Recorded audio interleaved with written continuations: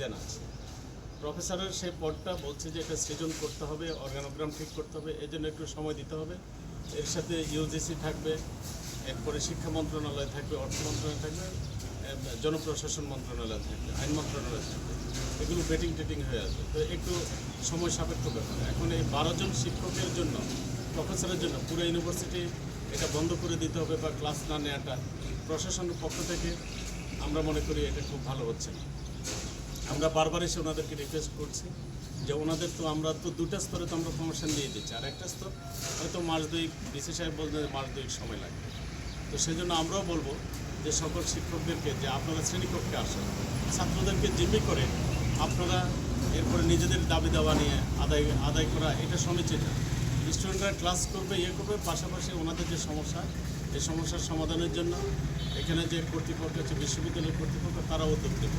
আমরা প্রশাসনিক সকল ধরনের আমরা করে যাব। এবং সেই প্রয়াসে এ পর্যন্ত আমি তো পরপর 3 বার এসে এরপরে ওনাদের সাথে মিটিং করলাম, ওনাদেরকে বোঝাচ্ছি। কিন্তু এখন বাকিটা তো পিসি মহোদয় রাখতে দিন, উনি কী করবেন। বাট আমরা সব সময় ওনাদের পাশে আছি। আমরা চাই আমাদের এই যে অবশ সন্তানরা যারা এখানে বাবা মারা পাঠিয়েছে, তারা শ্রেণীকক্ষে থাকবে, তারা ক্লাস করবে, তাদের পরীক্ষা হবে, সব কিছু চলবে যথারীতি। এটাই আমাদের প্রত্যাশা। এই লক্ষ্যেই আমরা এখন কাজ করে যাচ্ছি। একাডেমিক এবং প্রশাসনিক সকল কার্যক্রম বন্ধ রয়েছে, আনুমানিক কবে নাগাদ এগুলো চালু হতে পারে? আপনারা এটা তো ওনাদের যেটা দাবি ছিল পদোন্নতি, ওটা তো আমরা 3 টায়ারের পদোন্নতি, 2 টায়ারে তো আমরা দিয়ে দিলাম। আর 12 জন শিক্ষকের ব্যাপারে তো বললাম, এটা তো হঠাৎ করে এটা তো হবে না, এটা তো সময় লাগবে। এটা আগে যেটা দীর্ঘদিন হয়নি, এটা তো আমি আমার বক্তব্য বলেছি। এখন এই 2 দিনে তো এটা সম্ভব না, এটা তো একটা প্রক্রিয়ার মাধ্যমে যেতে হবে। হ্যাঁ, পদ না থাকলে কি জোর করে এরপরে ওই পদে পদোন্নতি দেওয়া যাবে? এটা তো দেওয়া যাবে না। এটা তো পদ থাকতে হবে, অর্গানোগ্রাম ঠিক করতে হবে, তারপরে পদোন্নতি, ওইগুলো আগে একটু ঠিক করতে হবে।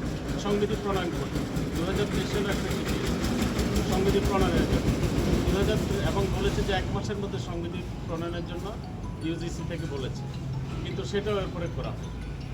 এই সমস্যাগুলো তো আছে। সার্বিক দিক থেকে বুঝতে পারবেন, মানে এমনি 2 মাস, 1 মাস কি 2 মাস সময় এখন ওনারা প্রশাসনিক ভিতরে কি 1-2 মাস বন্ধ থাকে তাহলে?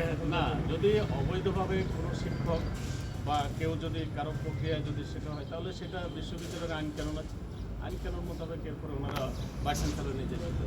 এখানে তো আমাদের বিশ্ববিদ্যালয়ের সাহিত্য সাংস্কৃতিক প্রতিষ্ঠান, এখানে প্রশাসন শুধু তাদেরকে সহযোগিতা করতে পারে, কিন্তু কোনো কিছু চাপাই দিতে পারে। ধন্যবাদ।